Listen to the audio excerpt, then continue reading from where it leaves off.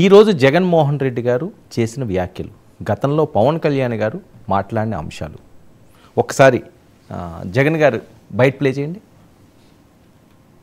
ఈ దత్తపుత్రుడు పక్క రాష్ట్రంలో ఈయనది శాశ్వత నివాసం. వాయిస్ అడ్రస్ ఎక్కడ అంటే మన రాష్ట్రంలో ఉండదు, పక్క రాష్ట్రంలో ఉంటాడు, నాన్ లోకల్. ఇంకా ఆశ్చర్యకరమైన విషయం ఏమిటో తెలుసా? పక్క రాష్ట్రంలో శాశ్వత నివాసం ఉంటూ పక్కవాడు సీఎం కావాలని ఏకంగా పార్టీ పెట్టిన వాడు బహుశా దేశ చరిత్రలో ఎవడో ఉండడు ఈయన తప్ప.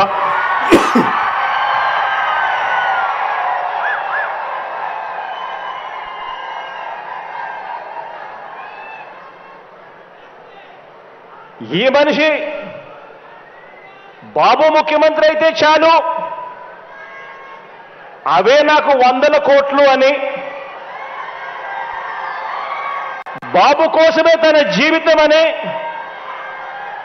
అందుకు అంగీకరించని వారిని తన పార్టీలో కూడా ఉండకూడదు అని, ఈ విషయంలో వేరే అభిప్రాయం కూడా ఉండదు అని, తన పార్టీ నుంచి వాళ్ళు వెళ్ళిపోవచ్చు కావాలంటే అని చెప్పి కూడా తన సభల్లో ఉపన్యాసాలు ఇచ్చేవాడిని బహుశా ఎవరిని మనం చూసుంటాం, ఒక్క ఈయన తప్ప.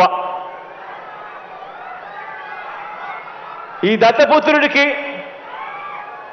ఆ బాబు పొత్తులో ఎన్ని సీట్లు ఇచ్చినా ఓకే, ఏ సీటు ఇవ్వకపోయినా ఓకే.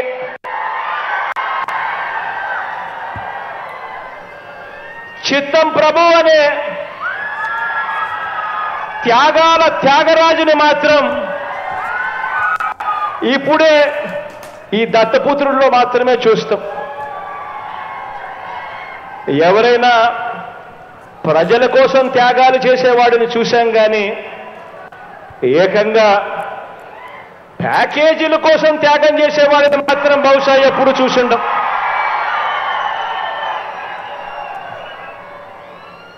ప్యాకేజీల కోసం తన వారిని త్యాగాలు చేసే ఈ త్యాగాల త్యాగరాజును మాత్రమే చూసింటాం. మరో విచిత్రం కూడా చెప్పాలి. మరో విచిత్రం ఏమిటనంటే ఈ త్యాగాల త్యాగరాజు గురించి, ఈ దత్తపుత్రుడు గురించి మరో విచిత్రం ఏమిటనంటే రియల్ లైఫ్లో ఈ పెద్ద మనిషి ఏ భార్యతోనూ ముచ్చటగా కనీసం 3-4 సంవత్సరాలైనా కూడా కాపురం చేసి ఉండడు. ఈ మ్యారేజ్ ఇస్తారు.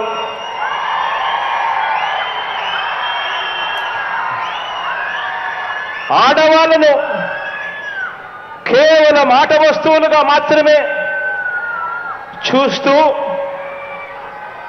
పెళ్లి అనే ఒక పవిత్ర వ్యవస్థను, పెళ్లి అనే ఒక పవిత్ర సాంప్రదాయాన్ని మంటగలుపుతూ 4 ఏళ్లకోసారి పెళ్లి చేసుకోవడం, మళ్ళీ విడాకులు ఇచ్చేసేయడం, మళ్ళీ పెళ్లి చేసుకోవడం, మళ్ళీ విడాకులు ఇచ్చేసేయడం,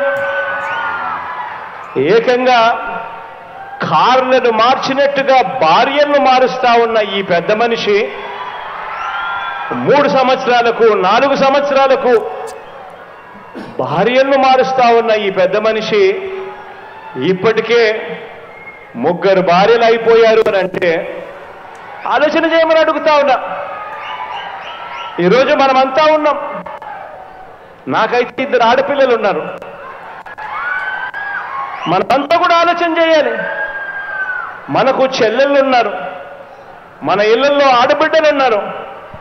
ఇలాంటి వాళ్ళు నాయకులు అవుతే, ఇలాంటి వాళ్ళు ముఖ్యమంత్రులు, ఎమ్మెల్యేలు అవుతే, ఇలాంటి వాళ్ళను ఇన్స్పిరేషన్ గా తీసుకొని 4 ఏళ్లకు ఒకసారి 3 ఏళ్లకు ఒకసారి ఇదే మాదిరిగా ప్రతి ఒక్కడు కూడా చేయడం మొదలు పెడితే నిజంగా మన ఆడబిడ్డల పరిస్థితి ఏమిటి, మన చెల్లెళ్ళ పరిస్థితి ఏమిటి, మన ఆడబిడ్డల పరిస్థితి ఏమిటి?